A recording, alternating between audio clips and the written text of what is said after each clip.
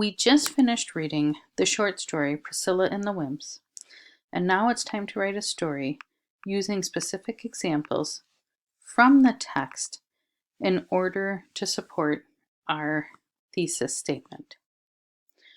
The big question we have is, who are the wimps that are referred to in the title? There are really two different options. We can either look at the wimps as the group of friends that Priscilla is surrounding herself with, meaning the people she is standing up for who have been beaten up by the bullies. Or we can look at the wimps as the group of students that she stands up to who were terrorizing the school. The question is up to you. Who do you think Richard Peck was referring to in the title of the story? We also learned about characterization, with Priscilla being our protagonist, our main character. And we are going to write one paragraph now. And in doing so, we're going to make sure that the paragraph is in third person, meaning nowhere in your paragraph should you use the word I. This is going to be an analytical paragraph, so specifically third person statements. In order to do this assignment, we're going to start with step 1, answering the question. And this is where we're going to be doing our brainstorming. The brainstorming is going to be pretty short. You need to determine who you think are the actual wimps that are referred to in the title of the story. And in answering, so these are just notes here, in answering this, you should put a few keywords as to why.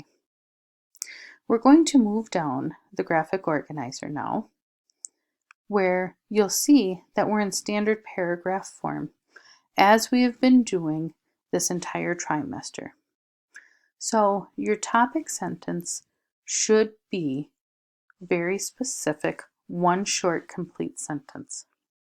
And make sure you are using the title of the story. So it might look something like this. In the story, Priscilla and the Wimps, the real wimps in the story are, and then you would answer and put period. You are done. For your transition, you would explain why, and might use a transition word, or you can just simply answer. Priscilla's friends are the real, spelled that wrong, wimps because, or you might say, Monk and his friends are the real wimps because. Either way, you're going to explain. So we have our topic sentence, which basically just states who it is, kind of like the first part of our thesis. And then we have the transition sentence that is going to kind of explain why. When we look at our supporting details, these are going to be very specific examples from the story. And when you are inserting these, when you are writing these, you need to use statements like, let's move that out of the way. In the story,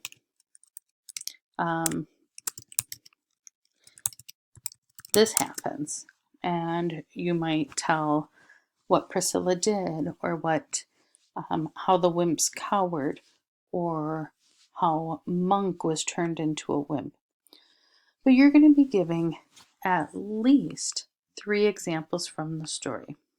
And after you say in the story, and when we say this happens, that means give a specific example. After you give the example, you're going to say something like, This shows Monk or the friends are the wimps because.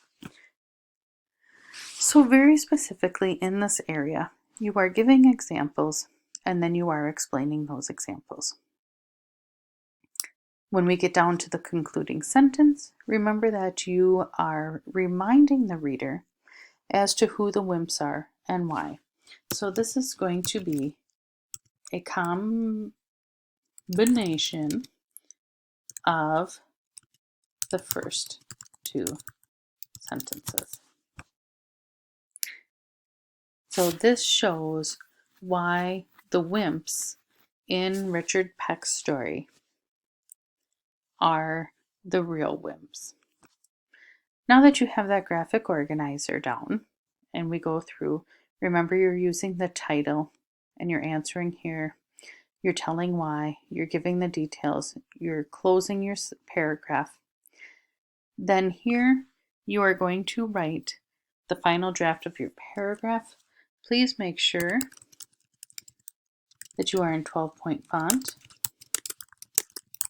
Times New Roman, and have double spaced. Don't forget to indent your paragraph and use punctuation. If you have any questions, please ask.